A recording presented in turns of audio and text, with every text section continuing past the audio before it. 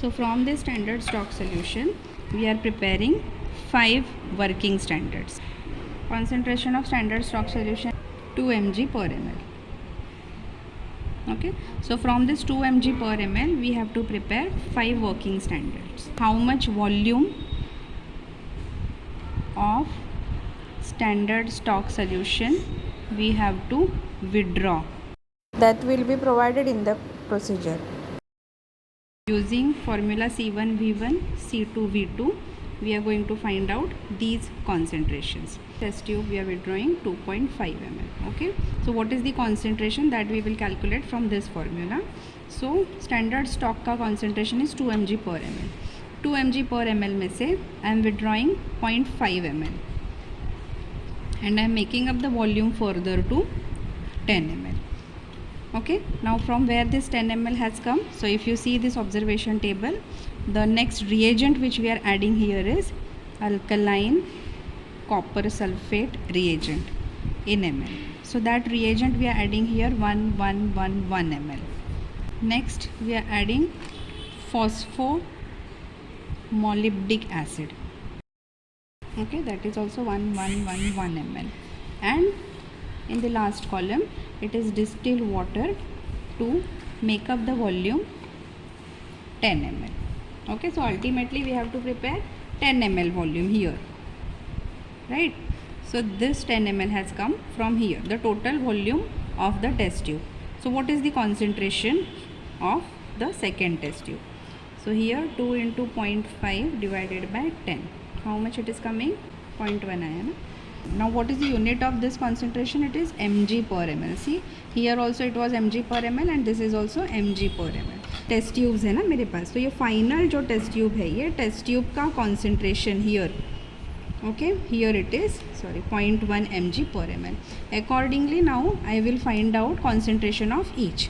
तो अगेन मैं करूँगी C1V1, C2V2. सो 2 mg per ml में से I am withdrawing 1 ml and I am making up the volume to 10 ml. So what is the concentration? So it is 2 divided by 10. So it comes out to be 0.2 mg per ml. Okay. So now I am writing here 0.1, 0.2, 0.3, 0.4 and 0.5 mg per ml. This is unknown. How much is to be withdrawn from the sample? That will be given to you. So that may vary from student to student. Okay, so suppose for example we are withdrawing from here 1 ml. Now after this our observation table will be concentration versus absorbance. Okay, ultimately according to the procedure what we will be doing, I think up to this point we will be heating. After heating we will cool it down.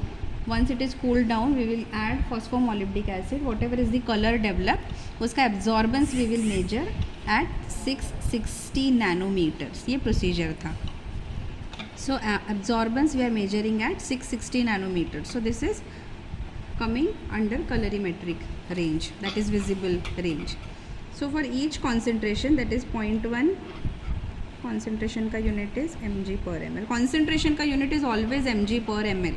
Okay, it is never in mg. mg means amount, but mg per ml क्या है? Concentration है. So 0.1, 0.2, 0.3, 0.4, 0.5 and then sample. ये सारे solution हमने बनाए, sample को भी हमने same treatment दिया और सबका absorbance. So 1, 2, 3, 4, 5 and 6, ये 6 absorbance हमने लिए. So now I am just taking absorbance randomly.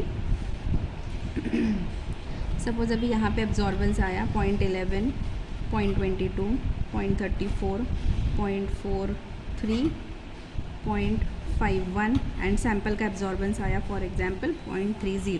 तो ये एब्जॉर्बेंस को लेके क्या करना है? तो सबसे पहले हम क्या करेंगे, we will plot a graph. तो ग्राफ क्या होगा? It is called as calibration curve और स्टैंडर्ड कर्व. तो ये ग्राफ क्या होगा? ग्राफ पेपर पे प्लॉट करेंगे. Of course this is just the example which I am giving you. So that is concentration versus absorbance वाला ग्राफ. तो कितने कॉन्सेंट्रेशन है मेरे पास? 5 बराबर. 0.1, 0.2, 0.3, 0.4 एंड 0.5 mg per ml. ये लिखना ज़रूरी है. This is x axis, this is why axis and this is absorbance. Now whatever are the absorbance values I have got here, okay, ये एब्जॉर्बेंस वैल्यूज़ को I will be plotting here. So you will plot it correctly and properly on the actual graph paper. This is just the example I am showing you. Now after plotting these points, this best fit line you will draw. What you will draw? A best fit line will be drawn. तो how this graph is going to help me in finding out the sample concentration? तो यहाँ पे देखो, ये sample का जो absorbance आया 0.30, वो सैम्पल का एब्जॉर्बेंस 0.30 मैं यहाँ पे ढूंढूंगी. यहाँ पे आपने प्लॉट किया होगा ना, स्केल होगा, तो यहाँ पे 0.30 I will find out and that will be interpolated on the graph. So wherever this is called edge, you can call it as extrapolation or interpolation. So this point where this line is falling down on the x-axis, suppose this is now 0.31, okay, so this 0.31 is the concentration of sample solution, okay. तो अभी at the level of first year B Pharm where we have not yet taught you the back calculation, okay. तो यहाँ पे if you are reporting the result, how you will write the concentration of the given sample solution in the diluted solution. I want you to remember this, in the diluted solution. Diluted solution मतलब, diluted solution मतलब ये वाला, ये सब डालने के बाद sample लिया, सैम्पल 1 ml लिया, सैम्पल का जो वॉल्यूमेट्रिक फ्लास्क रखा हुआ होगा ना टेबल पे, from that flask you are withdrawing 1 ml, right. वो 1 ml लेके आपने उसमें ये कॉपर सल्फेट डाला 1 ml, उसको हीट किया, आफ्टर हीटिंग कूल डाउन किया, then you have added 1 ml phosphomolybdic acid और बचा हुआ volume you have made up to 10 ml. तो ये बोलते हैं, ये जो टेस्ट ट्यूब है ना पूरा जिसमें 10 ml है, ये सब ये आपका डाइल्यूटेड सैम्पल है. और अभी आप जो कॉन्सेंट्रेशन रिपोर्ट कर रहे हो वो इसका कॉन्सेंट्रेशन है, वो इसका कॉन्सेंट्रेशन नहीं है, इसीलिए आपको ये मेंशन करना पड़ेगा. This is very important. The concentration of the given sample solution in the diluted solution was found to be 0.31 mg/ml. ठीक है, ये आपका आंसर होगा. मतलब ये उस पूरे टेस्ट ट्यूब का कॉन्सेंट्रेशन है, ठीक है. ये 10 ml का कॉन्सेंट्रेशन है, मतलब 10 ml के हर एक ml में 0.31 है. आप चाहिए तो कर सकते हो, तो पूरे 10 ml में कितना, समझा. तो आपका आंसर क्या आएगा 3.1 mg. तो आप चाहिए तो that also you can add कि ये पूरे 10 ml में कितना, तो यहाँ पे एक स्टेप ऐड हो जाएगा, समझा आपको. सो if you are writing this directly, then writing these 3 words is important in the diluted solution. या फिर आपको ये this is by graph found to be 0.31 mg by graph, ठीक है. and by calculation again you calculate. by calculation के लिए हम क्या करते हैं, A1/A2 C1/C2. तो यहाँ से आप कैलकुलेट करो and report the same statement by calculation, ठीक है.